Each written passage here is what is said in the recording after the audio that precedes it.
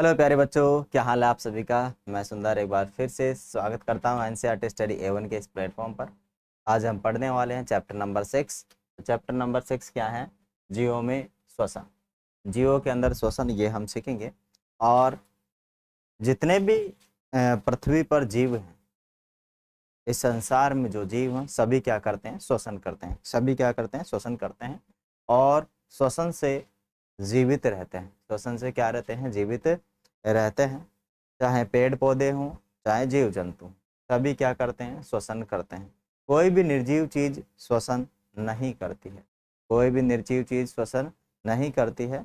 तो जीवों के अंदर श्वसन आज हम पढ़ने वाले हैं प्यारे बच्चों। क्या पढ़ने वाले हैं? जीवों में श्वसन पढ़ने वाले हैं। श्वसन, ठीक है। जैसे अभी मैं डॉक्टर के पास जाता हूँ, डॉक्टर बोलता है जब भी कोई खांसी जुकाम, सांस ले भाई, छोड़, जोर से छोड़, जोर से ले। तो ये क्या है? ये जो प्रक्रिया है, क्यों करते हैं हम? क्या कारण है इसका? क्या जरूरत पड़ गई? इस चैप्टर में हम जानने वाले हैं।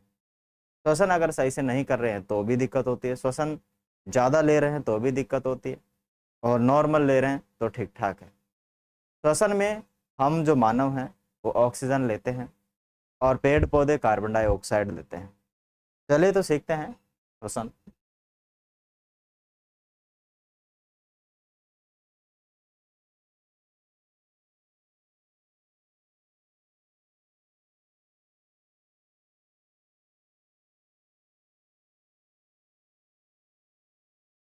वो जो अपने दादा दादी से मिलने के लिए उत्सुक था, यानी उत्सुकता से प्रतीक्षा कर रहा था, जो 1 साल के बाद शहर आ रहे थे,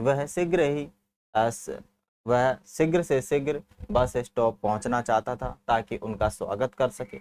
इसीलिए वह भागता हुआ गया। कुछ ही मिनट में बस स्टॉप पर पहुंच गया। उसकी सांस तेजी से चल रही थी।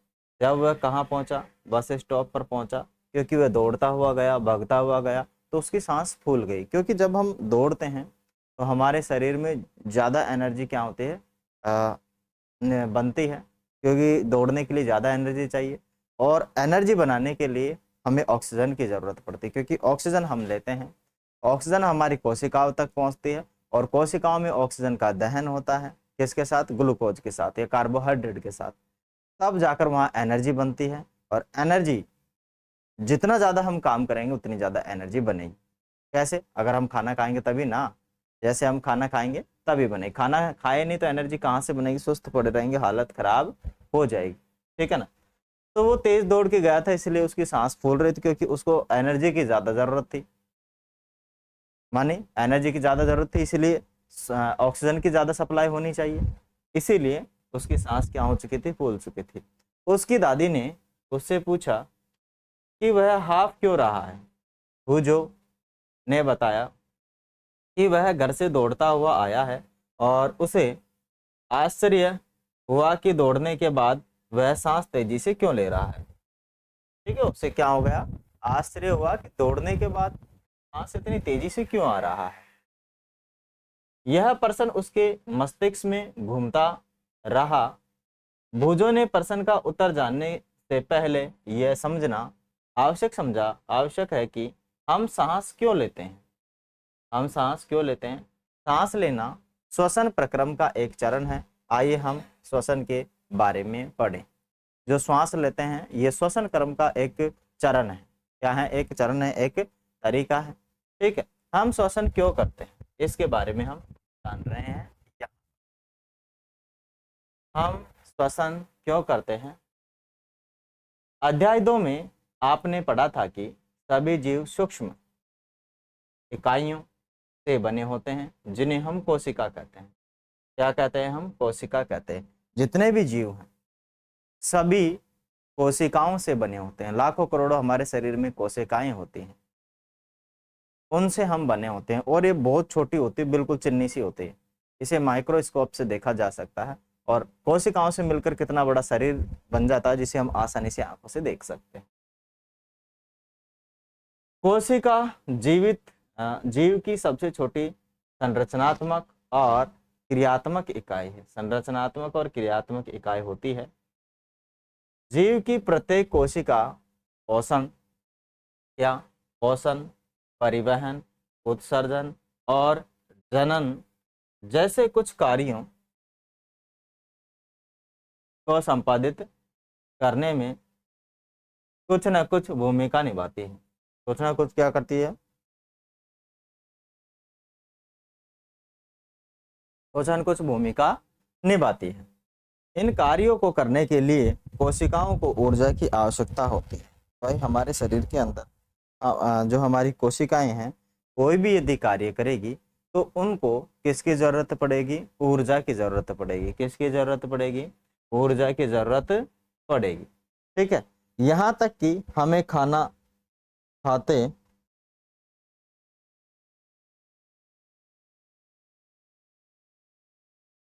समय, सोते समय, खाना खाते समय, सोते समय, पढ़ते समय भी ऊर्जा की आवश्यकता होती है।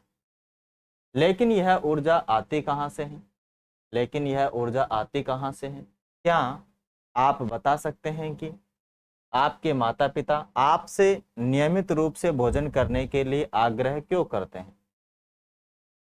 भोजन में संचित ऊर्जा श्वसन के समय निर्मुक्त होती है। भोजन के अंदर भी क्या होती है, ऊर्जा होती है। जब हम श्वसन करते हैं तो उसमें वह ऊर्जा निर्मुक्त होती है, निकलती है। अतः सभी जीवों को भोजन से ऊर्जा प्राप्त होती है। जितने भी जीव, सभी को किससे ऊर्जा मिलती है, भोजन से ऊर्जा। किससे ऊर्जा मिलती है, भोजन से ऊर्जा मिलती है। किससे मिलती है मेरे भाई, भोजन से। ठीक है, अब भोजन से कैसे मिलती है ऊर्जा? क्योंकि हम खाना खाते हैं, खाना हमारा स्टमक में जाता है, पेट में जाता है, पेट में उसका पाचन होता है, पाचन होने के बाद वो छोटी आंत में जाता है, छोटी आंत में उसका अवशोषण होता है। मानी जो हमने खाना खाया उसका जो जूस बना वो अवशोषण होगा, बड़ी आंत में भी कुछ अवशोषण होता है। ठीक है, और वो जो अवशोषण है हमारे ब्लड में मिल जाता है, और जो अवशोषण अपने को मिला वो एक ग्लूकोज या कार्बोहाइड्रेट का प्रोडक्ट होता है। माने ग्लूकोज होता है, क्या होता है, ग्लूकोज होता है या फिर कार्बोहाइड्रेट होता है। वो हमारे कहा जाता है ब्लड में जाता है, ब्लड में जाता है, और एक एक ब्लड क्या करता है, एक एक कोशिकाओं तक उस ग्लूकोज या कार्बोहाइड्रेट को पहुंचाता है। अब वहां पर ऑक्सीजन जैसे ही सप्लाई होती है, ऑक्सीजन ऑक्सीजन ग्लूकोज से मिलकर ऊर्जा उत्पन्न करती है, और वही ऊर्जा से हम सारे दिन काम करते रहते हैं और चुस्त रहते हैं। प्राप्त करने के लिए श्वसन की आवश्यकता होती है। श्वसन के प्रक्रम में हम पहले सांस द्वारा वायु को शरीर के अंदर लेते हैं। वायु को क्या लेते हैं, शरीर के अंदर। वायु यहाँ पर ऑक्सीजन की बात चल रही है, CO2 की O2 की बात चल रही है, कार्बन डाइऑक्साइड की। ठीक है ना, के अंदर ले जाते हैं। आप जानते हैं कि वायु में ऑक्सीजन होती है, वायु में क्या होती है, ऑक्सीजन O2 होती है। ठीक है, फिर हम सांस छोड़ते हुए वायु को शरीर से बाहर निकालते हैं। इस वायु में सांस द्वारा अंदर ली गई वायु की तुलना में कार्बन डाइऑक्साइड की मात्रा अधिक होती है।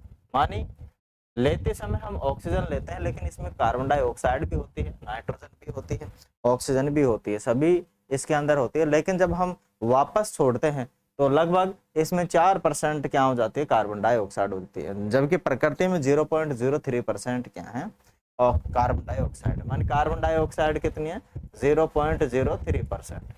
जब हम श्वास लेते हैं तो 0.03% इसमें कार्बन डाइऑक्साइड जाती है, ऑक्सीजन नहीं, कार्बन डाइऑक्साइड जाती है। लेकिन श्वास छोड़ते हैं तो लगभग 4% के करीब कार्बन डाइऑक्साइड वापस शरीर से बाहर निकलती है। कहने का मतलब है कि हमारी ऑक्सीजन लेने के बाद जो हमारा शरीर छोड़ता है वो है कार्बन डाइऑक्साइड। क्या छोड़ता है, कार्बन डाइऑक्साइड छोड़ता है प्यारे बच्चों।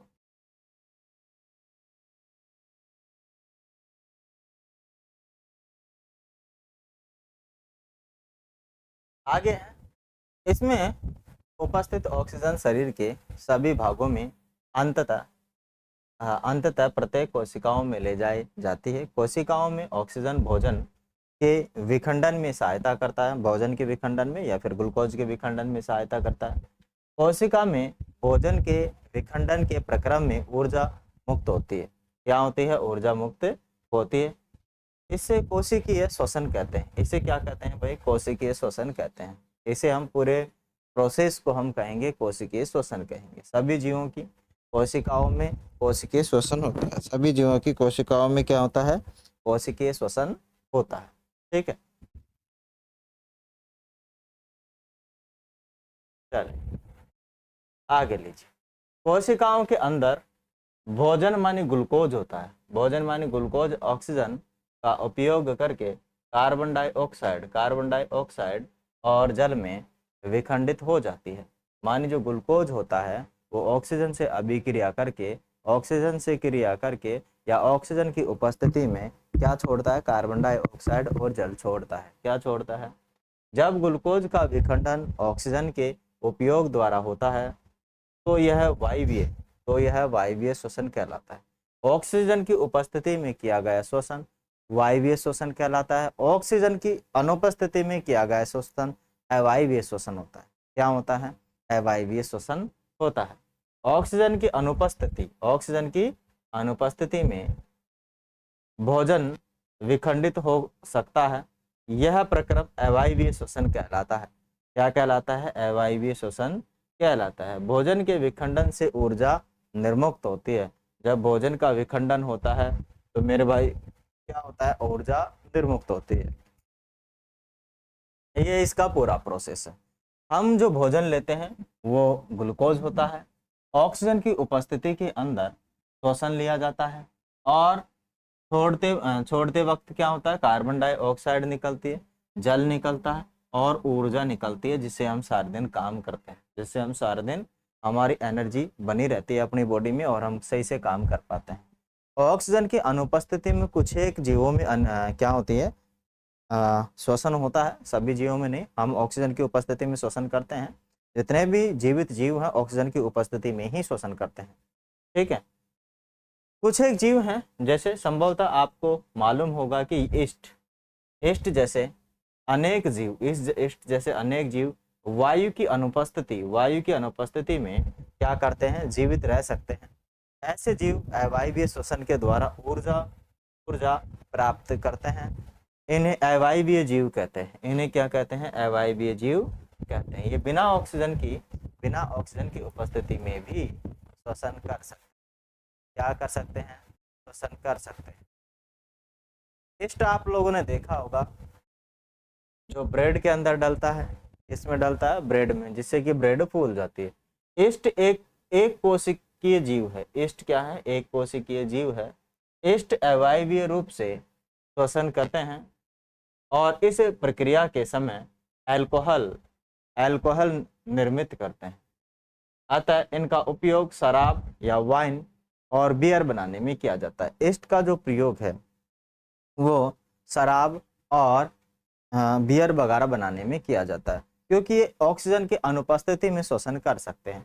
दूसरी बात, ये जो ईस्ट होते हैं एक कोशिकीय जीव होते हैं, माने इसमें केवल एक कोशिका होती है, जबकि हमारे शरीर में करोड़ों कोशिकाएं होती है। क्या होती है? करोड़ों कोशिकाएं होती है। या करोड़ों कोशिकाओं से मिलकर हमारे शरीर का निर्माण होता है। क्या होता है?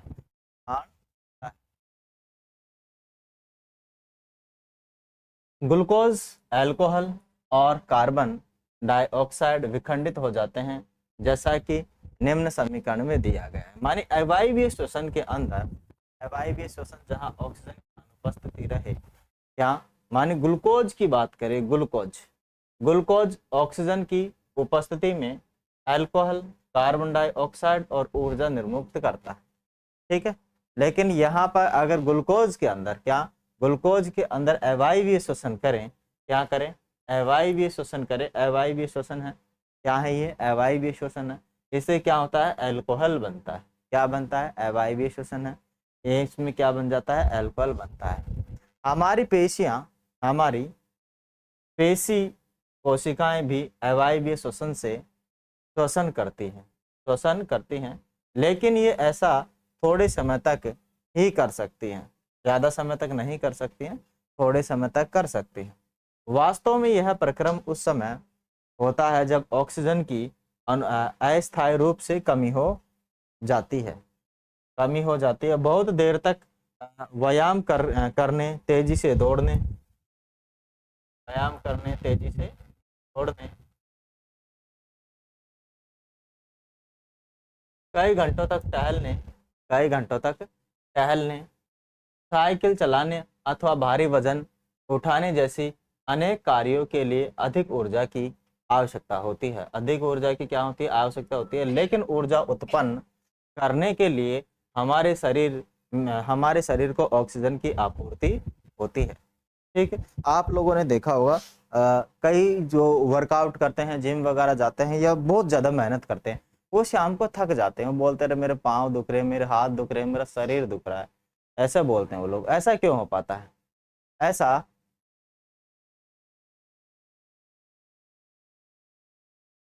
ऐसा इसीलिए हो पाता है क्योंकि हमारे शरीर के अंदर जो पेशियां हैं, जब हम बहुत ज़्यादा काम करते हैं तो वहाँ पर ऑक्सीजन की पूरी तरीके से सप्लाई नहीं हो पाती है। जब ऑक्सीजन की पूरी तरीके से वहाँ सप्लाई नहीं हो पाती है तो वो ऑक्सीजन की अनुपस्थिति में शोषण करने लगती है और हमारी जो मांसपेशियां हैं उसमें लैक्टिक एसिड बन जाता है। क्या बन जाता है? लैक्टिक एसिड बन जाता है। और लैक्टिक एसिड के कारण ही हमारी मांसपेशियों में शाम को थकान महसूस होती है। थकान महसूस होती है, बहुत दर्द फील करते हैं। ठीक है, किसके कारण करते हैं हम? लैक्टिक एसिड के कारण हम फील करते हैं। ठीक है ना, किसके कारण करते हैं हम? लैक्टिक एसिड के कारण ऐसा फील करते हैं। तो उस टाइम पर ऑक्सीजन की क्या है? सप्लाई प्रॉपर तरीके से नहीं होती। देखो जरा, ये व्यायाम कर रहा है, व्यायाम करते समय हमारे शरीर की कुछ पेशियां अवायवीय श्वसन करती हैं और क्या बना लेती हैं? लैक्टिक एसिड बना लेती हैं। क्या बना लेती हैं? लैक्टिक एसिड बना लेती हैं। चलो जरा पढ़ते हैं।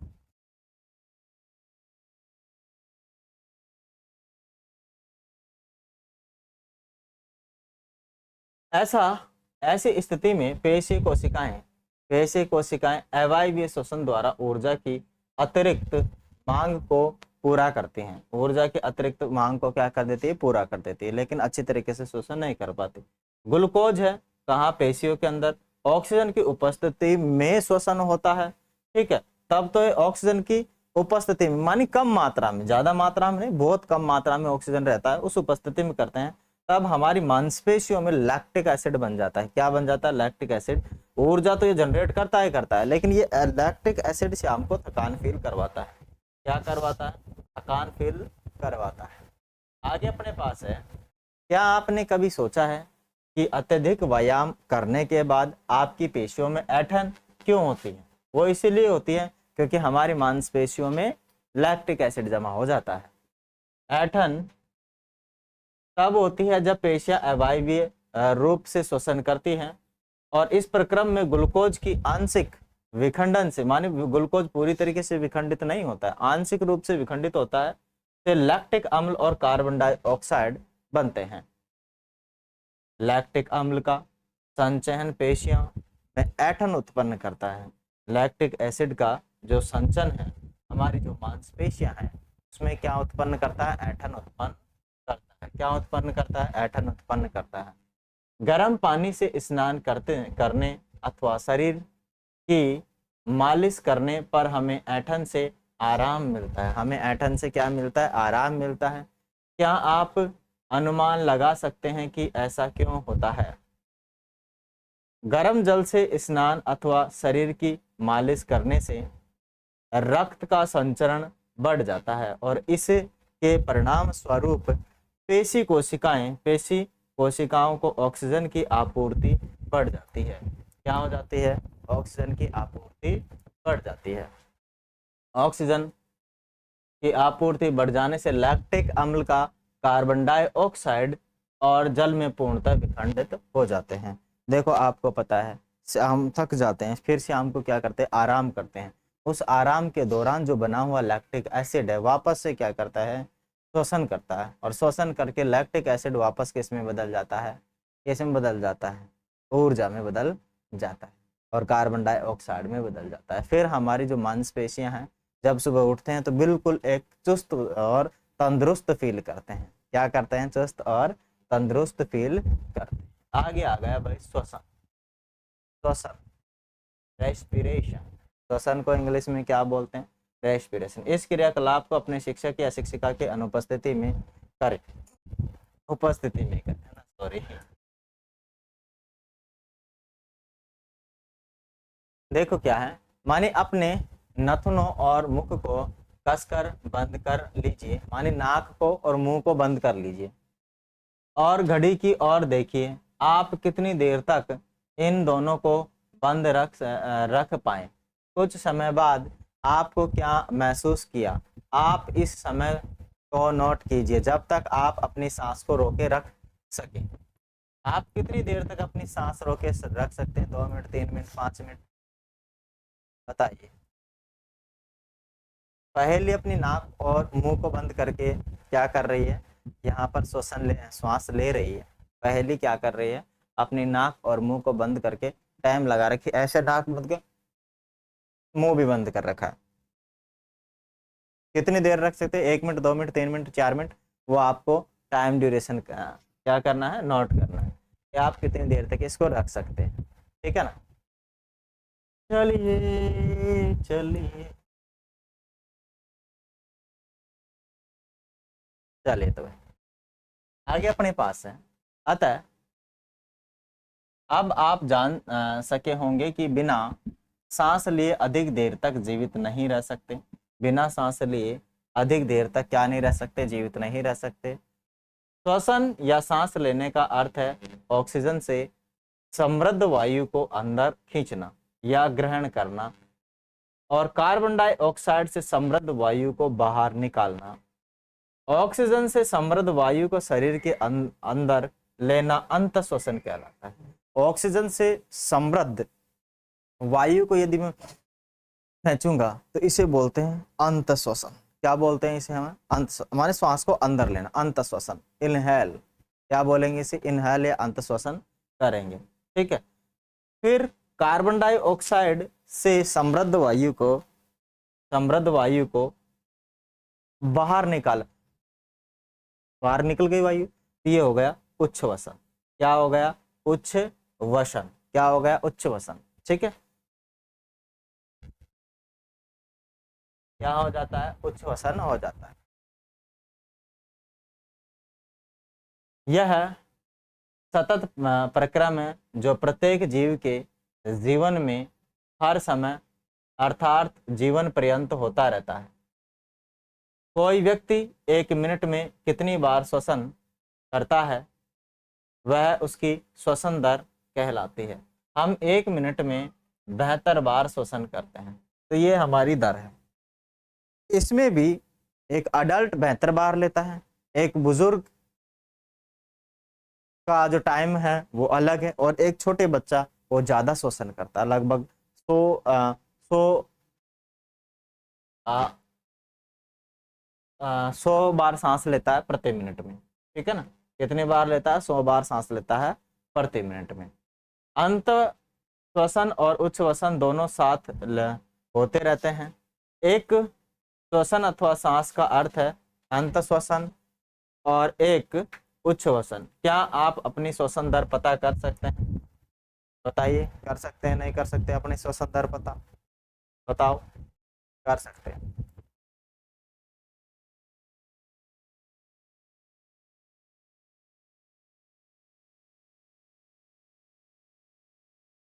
लगाना चाहेंगे? क्या आप यह जानना चाहेंगे कि श्वसन दर स्थिर होती है अथवा यह शरीर की आवश्यकता के अनुसार परिवर्तित होती रहती है? आइए हम इसका पता लगाने के लिए एक क्रियाकलाप करते हैं। बिल्कुल, श्वसन दर सामान्य रूप से जब हम रहते हैं तो हमारी श्वसन दर स्थिर रहती है, लेकिन यदि हम बहुत ज्यादा काम करते हैं तो श्वसन दर बढ़ जाती है, क्योंकि तेज भोगते ऐसे करने लग जाते हैं, फिर मुंह फाड़ने लग जाते हैं। क्यों? क्योंकि हमें उस टाइम पर ज्यादा ऑक्सीजन की जरूरत होती है। किसकी जरूरत होती है? ज्यादा ऑक्सीजन की जरूरत होती है। तो जैसे जैसे ऑक्सीजन की ज्यादा जरूरत पड़ेगी, हमारी जो इनहेल करने की और बाहर छोड़ने की जो कैपेसिटी है वो बढ़ जाएगी, माने बार बार हम ज्यादा सांस लेंगे। ठीक है। तो ये बिल्कुल चेंज होती रहती है, एक जैसी नहीं रहती है जैसा हम काम करते। सामान्य हम यह आभास ही नहीं होता है कि हम श्वसन कर रहे हैं। हालांकि यह आप कोशिश करें तो आप श्वसन दर की गणना कर सकते हैं। इसे ज्ञात करने के लिए आप विश्राम की स्थिति में बैठ सकते हैं। बैठकर सांस लीजिए और छोड़िए। पता लगाइए कि आप 1 मिनट में कितनी बार सांस लेते हैं और कितनी बार बाहर निकालते हैं। क्या आप उतनी ही बार अंत श्वसन करते हैं जितनी बार उच्छ्वसन करते हैं। अब तेज चलने और दौड़ने के बाद अपनी श्वास श्वसन दर को फिर काउंट कीजिए, की गणना कीजिए। अपनी श्वसन दर को दौड़ना बंद करने के तुरंत बाद और फिर पूर्ण विश्राम कर लेने के बाद ज्ञात कीजिए। आपने निष्कर्ष को सारणी में लिखिएगा कि आपने क्या निष्कर्ष निकाला। ठीक है। कोई वयस्क व्यक्ति विश्राम अवस्था में 1 मिनट में औसतन 15 से 18 बार सांस लेता है। और सॉरी, मैंने मतलब गलत बोल दिया। ठीक है, मैंने मतलब गलत बोल दिया। माने जो हमारे दिल की धड़कन है वो होती है 72 बार। कितनी बार होती है? 72 बार होती है 1 मिनट में। ठीक है। जबकि श्वसन तो हम कितने लेते हैं? 15 से 18। ठीक है, कितने लेते हैं? 15 से 18 बार इस श्वास लेते हैं और छोड़ते हैं। माने एक बार लेकर छोड़ने को ऐसे टोटल अपने कितना हो जाता है? 15 हो जाता है। 15 से 18 हम लेते हैं। मैंने गलत बोला, सॉरी है उसके लिए, क्षमा प्रार्थी हूँ, क्योंकि मैंने वो बोल दिया हृदय की धड़कन वाला। ठीक है ना, हृदय की धड़कन 72 होती है, जबकि श्वसन की दर कितनी होती है? 1 मिनट में 15 से 18 बाहर निकलता है। अधिक व्यायाम करने में श्वसन दर 25 बार प्रति मिनट 25 बार प्रति मिनट तक बढ़ सकती। जब हम व्यायाम करते हैं तो हम न केवल तेजी से सांस लेते हैं बल्कि हम गहरी सांस भी लेते हैं और इस प्रकार अधिक ऑक्सीजन ग्रहण करते हैं। जब हम व्यायाम करते हैं तो क्या करते हैं? अधिक सांस लेते हैं। आपको इसमें डालना है आपकी क्या राय है। ये सब अलग अलग बार लिया गया क्या है? श्वसन है। ठीक है, आगे हम पढ़ते हैं श्वसन।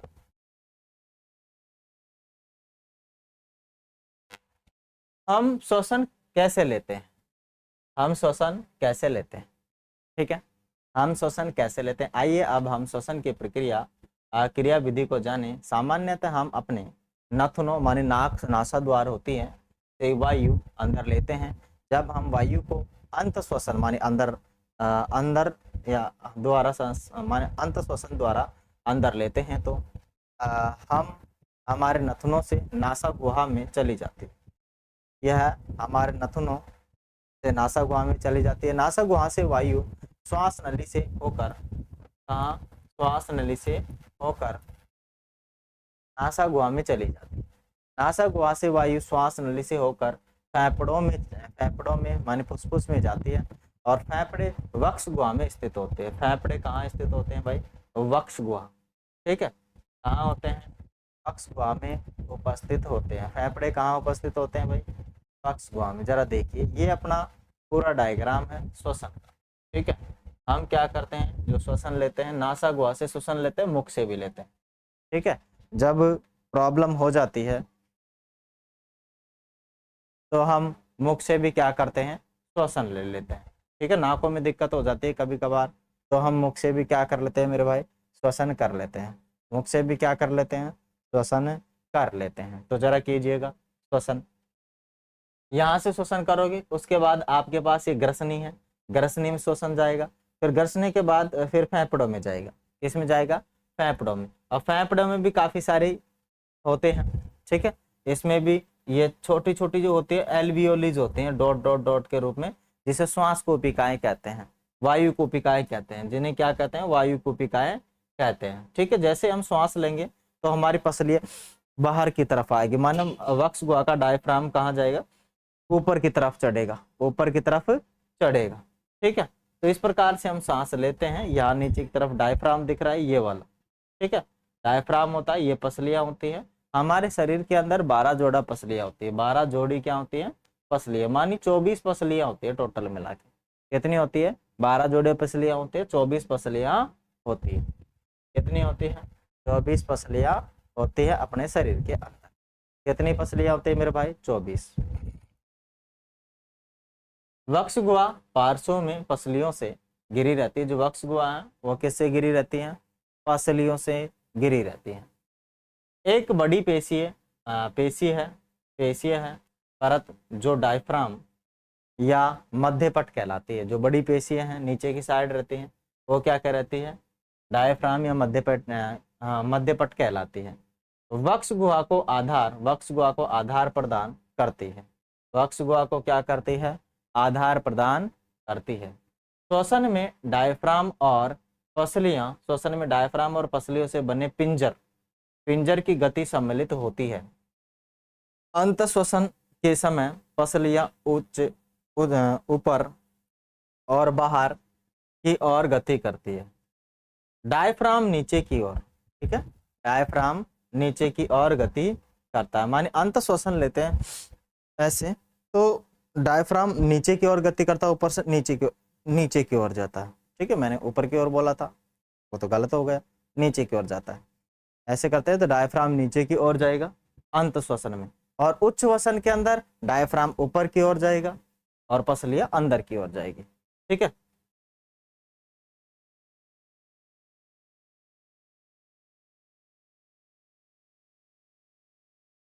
आगे है अपने पास गति करता है। यह गति हमारी वक्ष गुहा के आयतन को बढ़ा देती है और वायु फेफड़ों में आ जाती है।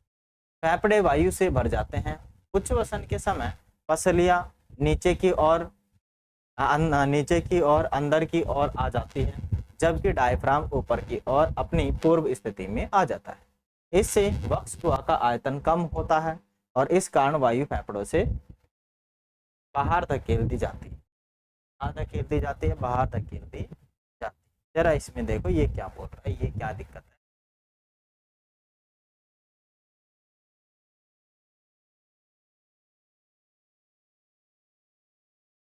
चलो, हमारे आसपास की वायु अनेक प्रकार के अवांछित कण जैसे धूम्र, धूल, पराग कण क्या होते हैं, जो फूलों पर रहते हैं, फूलों के जो कण होते हैं पराग कण कहलाते हैं। फूलों पे रहते हैं पराग कण, परागण करवाते हैं। जब हम अंत श्वसन करते हैं तो ये कण हमारे नासा द्वार में उपस्थित रोमों में फंस जाते हैं। नाक में इसीलिए तो रोम होते हैं, बाल होते हैं, जिससे कि जब हम श्वसन करें तो वायु में जो फालतू के कण है उसको यही रोक लेता है। यद्यपि कभी कभी ऐसे कण नासा गुहा के पार चले जाते हैं, तब ये गुहा की कोमल परत को उत्तेजित करते हैं, जिसके परिणाम स्वरूप इनमें छींक आती है। छींकने से वांछित कण वायु के साथ बाहर निकल जाते हैं और इस प्रकार केवल स्वच्छ वायु ही हमारे शरीर में प्रवेश कर पाती है। सावधानी हमें कुछ बरतनी है। जब आप छींकते हैं तो अपनी नाक को ढक लें, जिससे कि आपके द्वारा बाहर निकाले गए कणों को अन्य व्यक्ति द्वारा अंत श्वसन के समय ग्रहण न कर लिया जाए। ठीक है, माने छींकते समय हमें एक विशेष सावधानी रखनी है कि अपने नाक को या हाथ से ढक लें या फिर रुमाल से ढक लें। ठीक है, जिससे कि अपने नाक से जो काफी सारे जो कण हैं वो बाहर निकलते हैं, वो किसी और आसपास के बच्चे को वो उसको इनहेल न कर ले, माने अंत श्वसन न कर ले। नहीं तो क्या होता है, जब जुकाम लग जाती है तो दूसरे के भी जुकाम फैल जाती है ना, और जुकाम में बार बार ऐसे करते रहते हैं ना। ठीक है ना, तो बार बार जब भी छींक आए तो लगाना है, हाथ माने जो रुमाल है स्वच्छ रखना है और हाथ को भी बार बार आपको क्लीन करते रहना है। ठीक है ना, हाथ को भी बार बार क्लीन करते रहना है। चलिए, तो ये डायग्राम दे रखा है उच्च श्वसन और अंतवसन का, अपने पास डायग्राम। ठीक है, जरा देखो, जब हम वायु अंदर की तरफ लेते हैं तो डायफ्राम नीचे की ओर गति करता है, माने डायफ्राम इधर गति करता है। ठीक है, और पसलियां बाहर की तरफ गति करती हैं। जब हम वायु छोड़ते हैं तो डायफ्राम ऊपर की ओर गति करता है और पसलियां अंदर की ओर गति करती है। माने इसमें क्या होता है कि इसमें आयतन कम हो जाता है, कम होता है और यहाँ पर आयतन क्या होता है, आयतन बढ़ जाता है। ठीक है, आयतन क्या हो जाता है, बढ़ जाता है। आयतन क्या हो जाता है मेरे भाई, बढ़ जाता है, और वैसे आयतन की कमी आ जाती है। ठीक है, तो उच्च श्वसन ये होता है जिसमें आयतन की कमी आती है। अंत श्वसन के अंदर आयतन क्या हो जाता है मेरे भाई, बढ़ जाता है। क्या हो जाता है, बढ़ जाता है।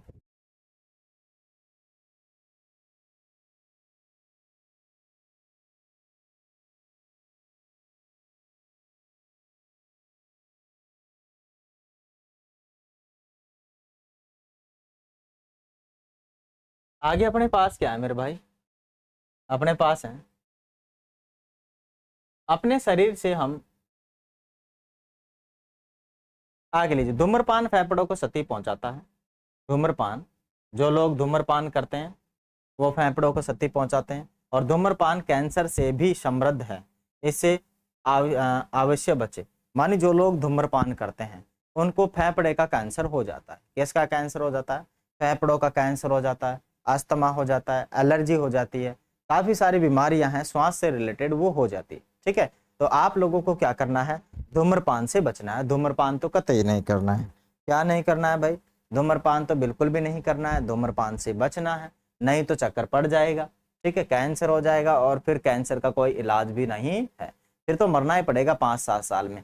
थोड़ी देर वो रोक सकता है, पर क्या है, दवाइयों से जियोगे। ठीक है ना, किससे जियोगे, दवाइयों से जियोगे, इसीलिए पहले ही समझ जाओ। छोटे बच्चे हैं आप लोग, अभी समझ जाइएगा। ठीक है, आगे जाके कभी ऐसी चीजों का सेवन नहीं करना है। बीड़ी, सिगरेट, गुटखा, तम्बाकू ये स्वास्थ्य के लिए हानिकारक होते हैं। यह जान लेने के बाद भी श्वसन के दौरान वक्ष गुहा के आमाप में परिवर्तन होते हैं। बच्चे सीना फुलाने की स्पर्धा में व्यस्त हो गए। प्रत्येक यह दावा कर रहा था कि वह सीने को सबसे अधिक फुला सकता है। सीने को क्या कर सकता है, सबसे अधिक फुला सकता है। प्रत्येक ये क्या कर रहे हैं, दावा। ठीक है, तो देखो भाई,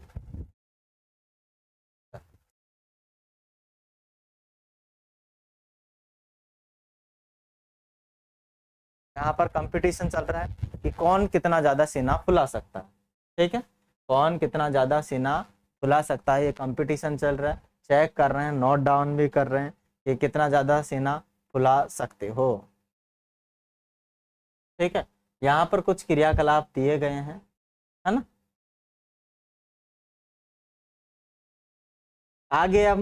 आगे है, हम उच्छ्वसन में बाहर क्या निकालते हैं। ठीक है, तो हम उच्छ्वसन में देखो, जो हम श्वसन करते हैं, उच्छ्वसन का मतलब होता है वायु बाहर छोड़ना। तो इसमें कार्बन डाइऑक्साइड होती है, ऑक्सीजन भी होती है। क्या होते हैं, ऑक्सीजन भी होती है, और जल भी होता है। क्या होता है, जल भी होता है। लेकिन जब लेते हैं तब कार्बन डाइऑक्साइड की मात्रा कम होती है, छोड़ते टाइम ज्यादा होती है, और लेते टाइम ऑक्सीजन की मात्रा ज्यादा होती है, छोड़ते टाइम कम होती है। ये उल्टा चलता है। ठीक है, क्या होता है, ये उल्टा चलता है मेरे भाई। कोई पतली स्वच्छ प्रकनली लीजिए जिसमें कॉर्क लगा हो।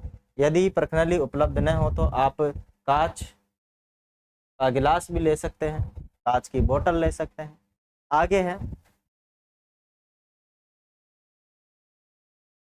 बेहतर जीवन के लिए श्वास। बेहतर जीवन के लिए श्वास मानी नियमित परंपरागत श्वसन व्यायाम प्राणायाम से हमारे फेफड़े वायु को अंदर लेने की क्षमता को बढ़ाता है, और इस प्रकार हमारे शरीर की कोशिकाओं को ज्यादा ऑक्सीजन की आपूर्ति होती है, जिसके फलस्वरूप अधिक ऊर्जा उत्पन्न होती है। अधिक ऊर्जा क्या होती है मेरे भाई, उत्पन्न होती है। तो आप लोगों को क्या करना है, व्यायाम वगैरह भी करते रहना है, उच्च माने जीवन स्तर को सुधारने के लिए, श्वास को सही बनाए रखने के लिए। ठीक है, यहाँ पर एक क्रियाकलाप चल रहा है। क्रियाकलाप को छोड़िएगा, हम पढ़ते हैं। ये क्या पढ़ते हैं कि जब हम अंत श्वसन करते हैं तो 21% क्या लेते हैं मेरे भाई, ऑक्सीजन। 21% ऑक्सीजन लेते हैं, और कार्बन डाइऑक्साइड की मात्रा 0.04% नहीं होती है भाई, 0.03% ही होती है वातावरण में। तो इतनी तो हम ले सकते हैं। ठीक है, तो इतनी हम लेते हैं, 0.01 थोड़ा बहुत ही फर्क है, ज्यादा नहीं है। जबकि हम जब छोड़ते हैं तो 21% में से कितना हो गया, लगभग 4.6% हमने इनहेल कर लिया। 4.6% हमने इनहेल कर लिया है, मान उपयोग में ले लिया है, और कार्बन डाइऑक्साइड की मात्रा भी लगभग 4% हो गई। कितनी हो गई 4%। लिया था तब इतनी थी, छोड़ते टाइम इतनी हो गई, है ना। ऑक्सीजन 21% लिया था, लेकिन 16% माने 16.4% ही बाहर आ रही है। माने हम ऑक्सीजन का भी उपयोग कर रहे हैं, ऑक्सीजन का उपयोग कर रहे हैं और हमारा शरीर कार्बन डाइऑक्साइड छोड़ रहा है। क्या छोड़ रहा है? कार्बन डाइऑक्साइड छोड़ रहा है। क्या छोड़ रहा है? कार्बन डाइऑक्साइड छोड़ रहा है।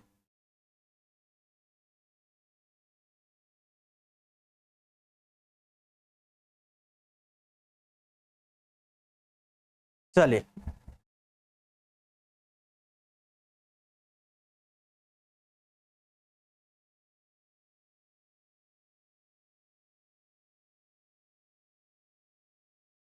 आगे है अन्य जंतुओं में शोषण। अन्य जंतुओं में शोषण, भाई हम तो मानव हैं, मानव में शोषण तो देख लिया।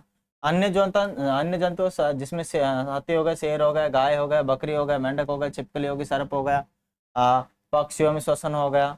जंतुओं की वक्ष गुहा में मनुष्य की भांति फेफड़े होते हैं। जो जंतु हैं उनकी वक्ष गुहा में हमारी तरह ही क्या होते हैं? फेफड़े होते हैं। क्या होते हैं? हमारी तरह ही फेफड़े होते हैं जंतुओं की वक्ष गुहा में। जंतुओं की वक्ष गुहा में हमारी तरह ही क्या होते हैं मेरे भाई? फेफड़े होते हैं। क्या होते हैं? फेफड़े होते हैं। वो जो जानना चाहता है कि क्या कॉकरोच, तिलचट्टा जिसे बोलते हैं हम, घोंघा, मछली, केचुए, चींटी और मच्छर में भी फेफड़े होते हैं क्या? इनके बारे में जरा जाने कि भाई हम में फेफड़े होते हैं, मच्छर में भी फेफड़े होते हैं। कितना सा मच्छर है उसमें भी फेफड़ा होगा क्या? है, चेक करते हैं, होता नहीं होता, पढ़ते हैं जरा। मानी कॉकरोच के शरीर के पार्श्व भाग में छोटे छोटे छिद्र होते हैं। यह कीटों के शरीर में भी इस प्रकार के छिद्र होते हैं। ये छिद्र श्वसन रंध्र होते हैं। क्या होते हैं? श्वास रंध्र कहलाते हैं। कीटों में गैस के विनिमय के लिए वायु नलियों का जाल बिछा होता है, जो श्वास प्रणाली या वातक कहलाते हैं। क्या कहलाते हैं? वातक कहलाते हैं। जरा देखो, ये रहा श्वास प्रणाल, इनके अंदर छोटे छोटे छिद्र होते हैं, इनके अंदर काफी सारी श्वास नलियां होती हैं।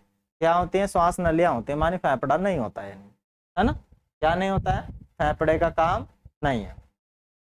अब आ गए देखो मछली। मछली में क्या है? फेफड़ा होता नहीं होता है मछली में। तो समृद्ध वायु रंध्रों में श्वास नालों में जाकर शरीर के ऊतकों में विस्तृत होती है, कोशिका में पहुंचती है और इस प्रकार कोशिकाओं से कार्बन डाइऑक्साइड श्वास नलों में आती है और श्वास रंध्रों से बाहर निकल जाती है। श्वास नाल अथवा श्वास प्रणाल केवल कीटों में ही पाए जाते हैं।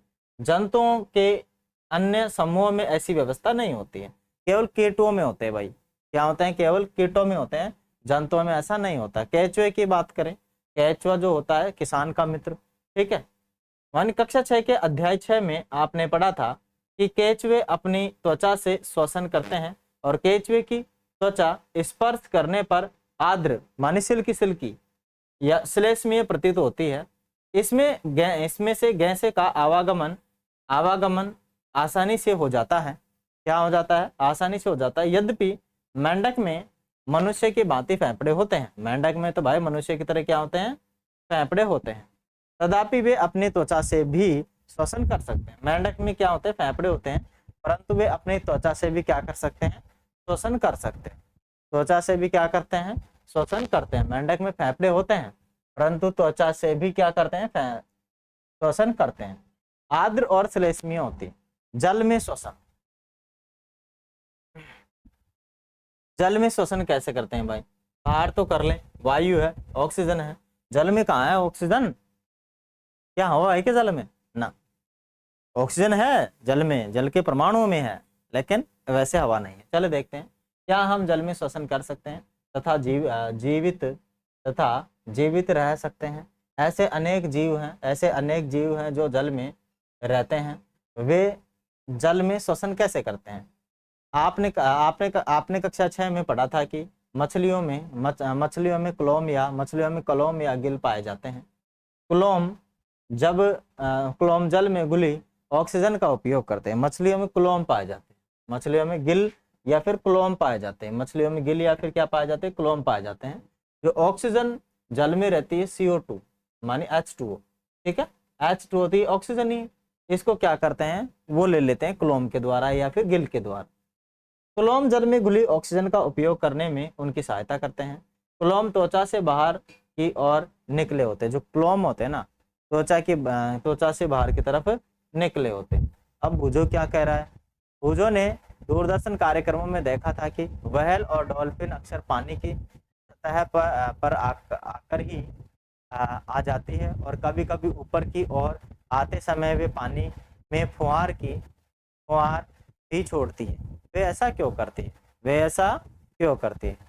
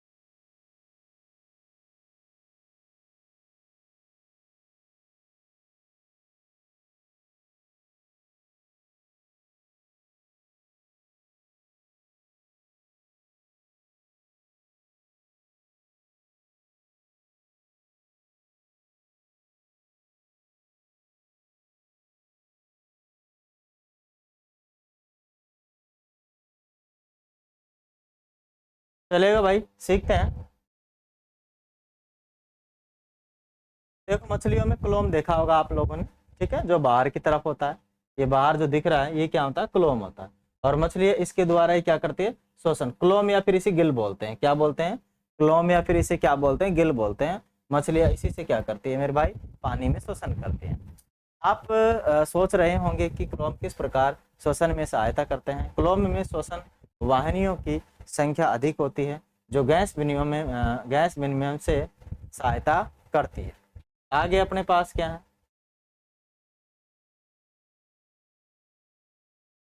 आगे अपने पास है क्या, पादप भी श्वसन करते हैं। अन्य जीवों की भांति पादप भी जीवित रहने के लिए श्वसन करते हैं, जैसे कि आप कक्षा 6 में पढ़ चुके हैं। ये वायु में ऑक्सीजन अंदर लेते हैं और कार्बन डाइऑक्साइड को निर्मुक्त करते हैं। इनकी कोशिकाओं में भी ऑक्सीजन का उपयोग अन्य जीवों की भांति ही ग्लूकोज के कार्बन डाइऑक्साइड और जल के विखंडन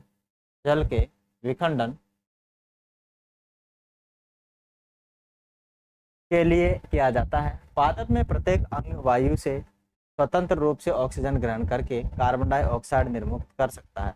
अध्याय 1 में आपने पढ़ा है कि पादप की पत्तियों में ऑक्सीजन और कार्बन डाइऑक्साइड के विनिमय के लिए सूक्ष्म छिद्र या रंध्र बने होते हैं, जिन्हें इंग्लिश में स्टोमाटा भी कहते हैं। इंग्लिश में क्या कहते हैं, रंध्रों को स्टोमाटा भी कहते हैं। ये पत्तियों में बने होते हैं। किन में बने होते हैं, ये पत्तियों में बने होते हैं।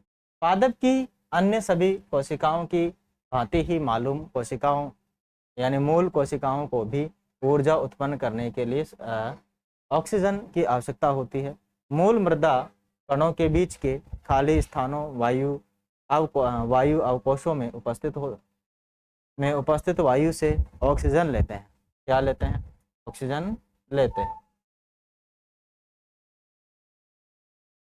ऑक्सीजन ले लेते हैं।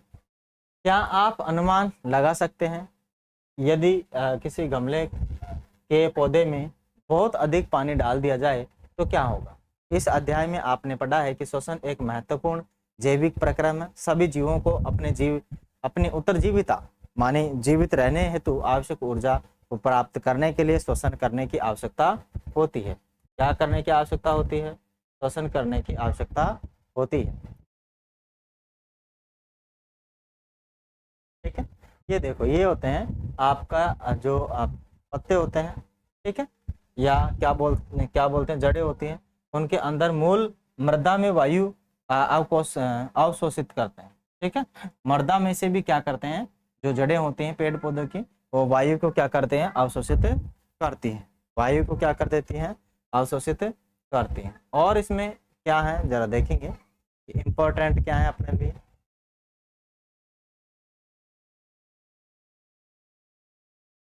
कुछ है क्या,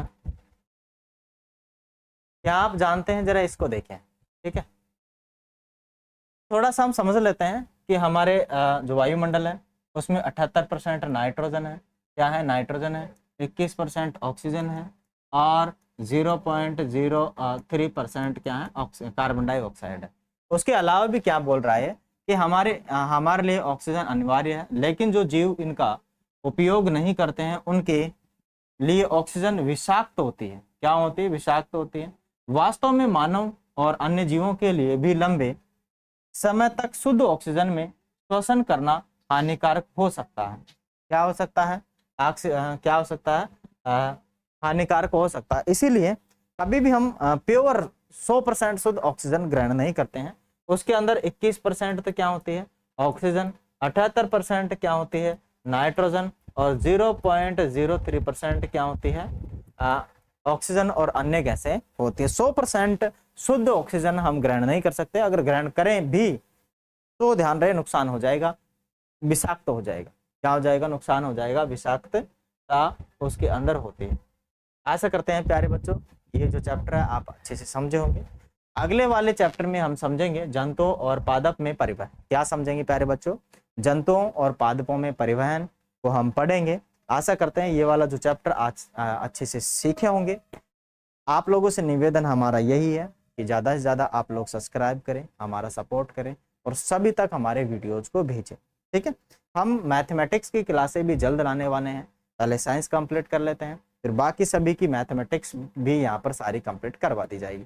चलिए बच्चों, आप लोगों ने हमारे चैनल को अच्छे से देखा, सपोर्ट किया, उसके लिए धन्यवाद। Thank you, have a nice day.